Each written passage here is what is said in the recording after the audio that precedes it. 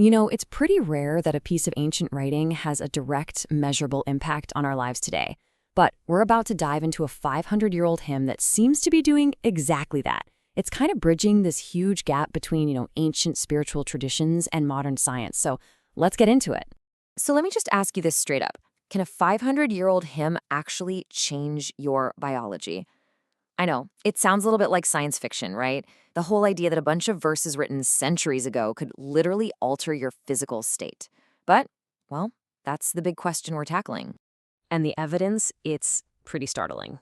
Get this. One study found a major drop in systolic blood pressure, we're talking over 10 points, after just 10 minutes of listening. And just to put that in perspective for you, that is a big deal. It's the kind of change doctors get excited about when people make huge lifestyle changes. And it doesn't stop at blood pressure. The hymn's rhythm can also guide your brain into what are called alpha-theta states. Now, you can think of these brainwave states as the absolute sweet spot for deep relaxation, for creativity, and for what researchers call emotional repair, which is basically a state where our minds can, heal and just reset themselves. So you have to be asking, how is any of this even possible? Well, to really get the hymn's incredible modern-day effects, we have to go back in time. We've got to travel back 500 years to the really dramatic, even desperate situation it was born from. So let's meet the author. His name was Goswami Tulsidas. He was this revered poet and saint living back in 16th century India. And this was a time of huge cultural and political shifts, all happening under the rule of the very powerful Mughal Emperor Akbar. The story of how this hymn was written is, it's truly the stuff of legend.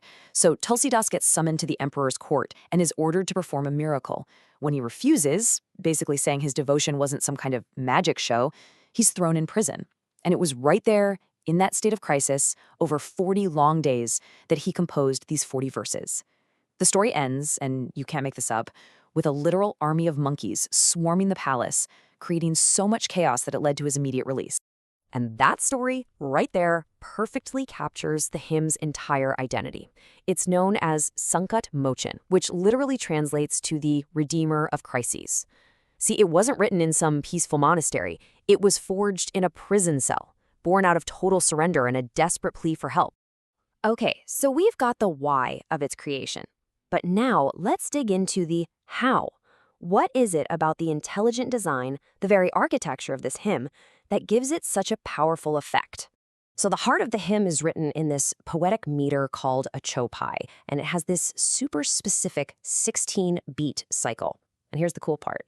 Neuroacoustic researchers have found that this exact rhythm is like a key that unlocks our parasympathetic nervous system. That's our body's rest and digest mode, our built-in chill-out system. The very sound of the hymn is biochemically calming. But the genius here wasn't just in the rhythm. Tulsidas made a choice that was absolutely revolutionary for his time. He decided not to write in Sanskrit, which was the complex elite language of scholars. Instead, he wrote it in Avde, the everyday language of the common person. And the impact of that one decision was just massive. It was basically a democratization of scripture. All of a sudden, these profound spiritual ideas were accessible to absolutely everyone, even people who couldn't read. It bypassed all the usual gatekeepers, and that allowed the hymns to just soak into the very fabric of society. All right, so we've talked about the structure, we've talked about the language, but what is this thing actually about? What's the story that these 40 verses are telling? So the hero of the story is the deity Hanuman. The first 10 verses basically give you his profile. They paint this epic picture of him as an ocean of wisdom, someone with just immense power, and this is really important, a unifying figure who connects different spiritual traditions. Then, the middle part of the hymn tells his story through all these incredible adventures. But these aren't just about flexing his power. Every single story is an act of selfless service. We're talking about everything from mistaking the sun for a piece of fruit when he was a kid to literally saving a hero's life with a mythical herb. Each one is a lesson. And tucked right inside this epic narrative, you find these protective mantras. These are verses that make a direct promise to you, the person reciting them, that fear will fade away and that Hanuman will release you from any crisis. See, it goes right back to that Redeemer of Crises identity. And the hymn wraps up by describing the ultimate payoff. Beyond just protection, the final verses promise a release from all kinds of bondage and the achievement of something called Maha Sukha, which means immense bliss and happiness. It's a really powerful and hopeful end to the journey. Okay, so let's bring this all full circle and get back to our first question. How does this ancient text, with its unique structure and its epic story, actually work as a practical tool for our modern minds? Well, it turns out people are using the hymn as a kind of psychological shield. The story of strength helps to fight off fear, while the rhythmic chanting itself works like a mantra meditation for managing stress. People have even said it helps with things like addiction recovery by filling a kind of internal void. And the hard data is starting to back this up. The clinical implications here are just fascinating. We're seeing evidence of neuroplasticity, which means the brain is literally reorganizing itself.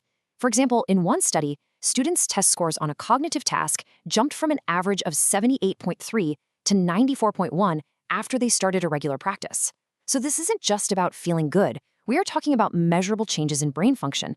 It's like ancient wisdom is finally getting validated by modern science.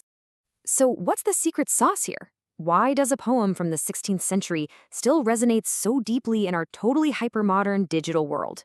Well, one huge reason is that it's still a living ritual. This isn't just some old text you read on a shelf. It's a practice. It's a tool that's meant to be actively used, whether that's daily for a sense of peace or even 100 times for really deep-seated problems. I think this last diagram really captures its whole journey perfectly. Right at the very center, it's a 16th century historical document. It was a bridge connecting classical ideas with the everyday person. But from that historical core, its relevance just radiates outward. It becomes a psychological anchor that helps people build resilience. It becomes a cognitive tool to help improve focus. And finally, it becomes this cultural force that's gone from ancient manuscripts to a global digital phenomenon. So in the end, from its humble beginnings in a prison cell, all the way to its modern life with billions of views online, the hymn is still doing exactly what its author wanted it to offer a path to release us from our crises, and in that process, help us find a little more joy.